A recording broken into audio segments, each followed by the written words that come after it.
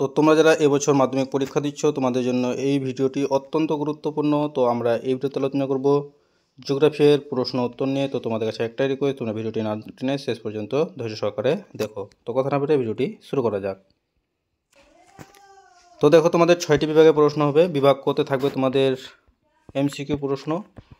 তো দেখো, একে দাগে কী বলা আছে, বহির্জাত প্রক্রিয়ার মূল শক্তি কী বা মূল উৎস হলো, সঠিক উত্তর হয়ে যাবে সূর্য।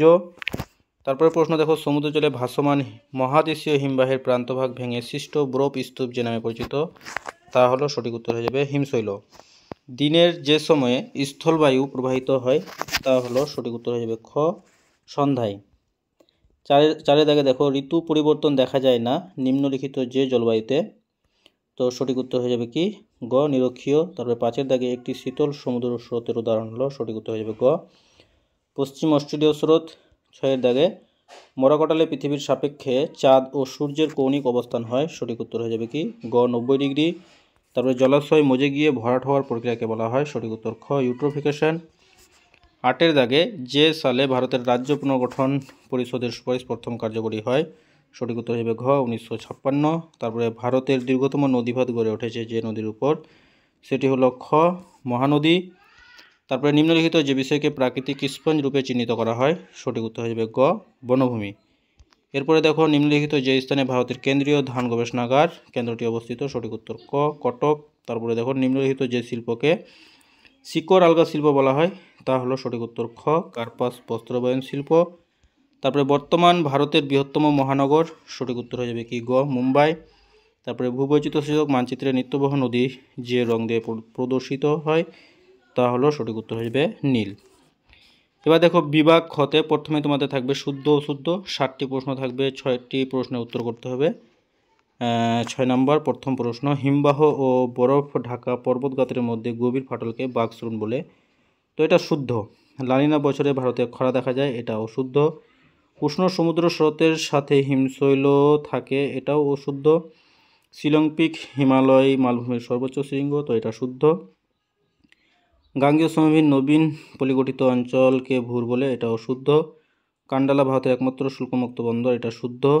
আর রাডার একটি নিষ্ক্রিয় সংবেদক, এটা অশুদ্ধ। তারপরে তোমাদের থাকবে শূন্যস্থান পূরণ করো, 6টি প্রশ্ন, 6 নাম্বার। তো প্রথম প্রশ্ন দেখতেই পাচ্ছ, নদী মোহনায় সৃষ্ট প্রশস্ত ফানেল আকৃতির নালাগুলিকে ড্যাশ বলে, তো খাড়ি বলা হয়। তারপরে আপেক্ষিক আর্দ্রতা ড্যাশ এককে প্রকাশ করা হয়, তো শতকরা এককে প্রকাশ করা হয়। সমুদ্রের মাঝে স্রোতহীন আগাছাপূর্ণ অংশকে ড্যাশ বলে, তো শৈবাল সাগর বলা হয়। মোবাইলের বাতিল ব্যাটারি এক প্রকার ড্যাশ বর্জ্য, তো ই বর্জ্য বা ইলেকট্রনিক বর্জ্য। তারপরে 5 থেকে ভারতের শীতকালে ড্যাশ মৌসুমি বায়ু প্রবাহিত হয়, তাহলে উত্তর পূর্ব মৌসুমি বায়ু প্রবাহিত হয়। 6 দাগে দেওয়া আছে তোমাদের যে পশ্চিমঘাট পর্বতের দক্ষিণে ড্যাশ ফাঁক দ্বারা নীলগিরি পর্বত বিচ্ছিন্ন হয়েছে, তো সঠিক উত্তর হয়ে যাবে পালঘাট। তারপরে দেখো, 2011 আদমশুমারি অনুসারে ভারতের সর্বাধিক জনঘনত্বপূর্ণ রাজ্য হলো, সঠিক উত্তর হয়ে যাবে বিহার। তারপরে দেখো, 3 দাগে তোমাদের 6টি এসিকিউ প্রশ্ন থাকবে, তোমাদের থাকবে 8টি, করতে হবে 6টি। তো প্রথম প্রশ্ন কি বলা আছে, যে শুষ্ক অঞ্চলের সংকীর্ণ সুগভীর উপত্যকাকে বলে, তো ক্যানিয়ন বলা হয়। মার্কিন যুক্তরাষ্ট্রের মধ্য দক্ষিণ অংশের ঘূর্ণিঝড় টর্নেডোকে আর কি নামে অভিহিত করা হয়, তো এটা হয়ে যাবে টুইস্টার। কোন ঋতুতে নদীতে প্রবল বান্ডাকা দেখা যায়, বর্ষা ঋতুতে। উৎস প্রদেশে ব্রহ্মপুত্র নদ কি নামে পরিচিত, সাংপো। ভারতের আন্দামান নিকোবর দ্বীপপুঞ্জ কী ধরনের উদ্ভিদ জন্মায়, ক্রান্তীয় চিরহরিৎ। তারপরে 6 দাগে ভারতের একটি তন্তু জাতীয় ফসলের নাম কার্পাস। হীরাকুদ বাঁধ কোন নদীর উপর নির্মাণ করা হয়েছে, মহানদী। ভারতের জরিপ সংস্থা কত সালে স্থাপিত হয়, 1766।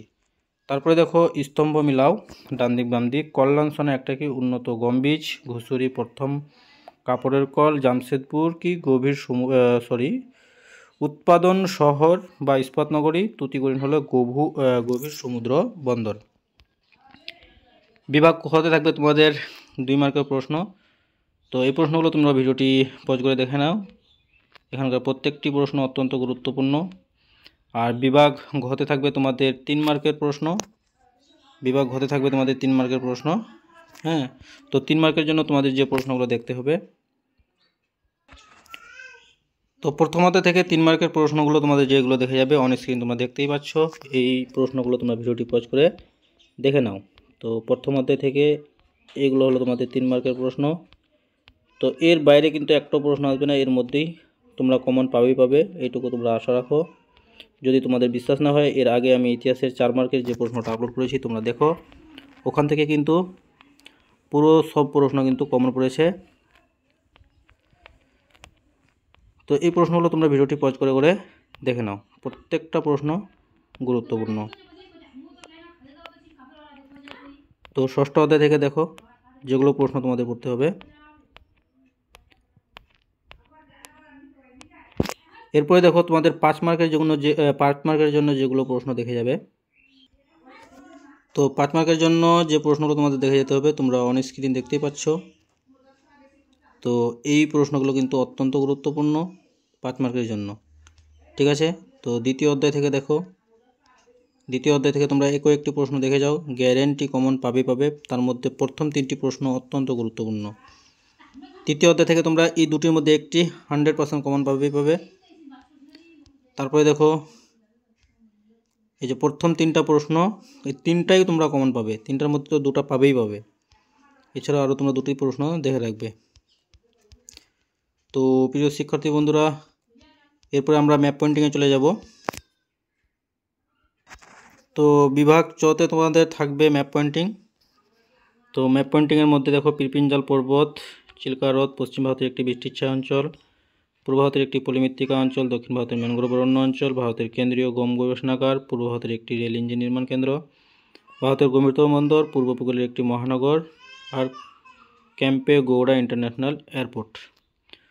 তো প্রিয় শিক্ষার্থী বন্ধুরা, তোমাদের ম্যাপের জন্য আমি বলবো তোমরা বিগত 5 বছরের ম্যাপ পয়েন্টিংগুলো করে যাও। বিগত 5 বছরের মাধ্যমিকে যেগুলো প্রশ্ন এসেছে ওগুলোর মধ্যে তোমরা কিন্তু ম্যাপ 100% কমন পড়বে। তো 5 বছরে 50টা ম্যাপ পয়েন্টিং হচ্ছে তোমাদের, ওই 50টা করে যাও, গ্যারেন্টি তোমরা কমন পাবে। তো প্রিয় শিক্ষার্থী বন্ধুরা, ভিডিওটি ছিল এই পর্যন্তই। ধন্যবাদ।